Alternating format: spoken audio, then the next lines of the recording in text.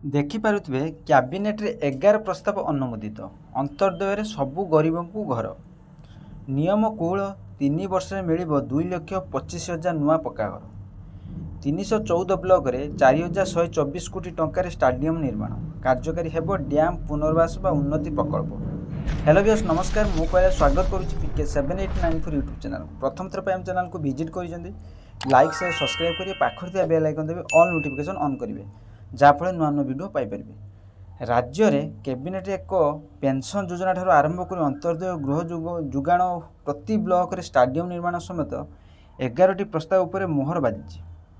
प्राकृतिक अथवा मनुष्यकृत विपर्यय क्षतिग्रस्त परिवार विभिन्न सरकारी प्रकल्प हेतु विस्थापित होइतिबा परिवार भिन्नक्षम व्यक्ति मुख्य उत्पादनकारी होइतिबा परिवार जंगल अधिकारी आईन हिताधिकारी परिवार एवं प्रचलित गृह निर्माण योजना रे उपकृत होई नथिबा योग्य परिवार वर्ग को अंतर्दय गृह योजना पक्काघर मिलिबो।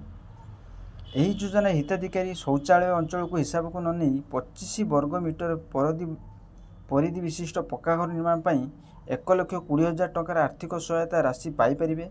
3 वर्ष मध्य यह योजना अन्य 2,25,000 नूतन पक्का घर मंजूर कर मुख्यमंत्री मोहन चरण माझी कहते। आशा करी वीडियो भल लगे लाइक शेयर सब्सक्राइब करें बेल आइकन दबाइए।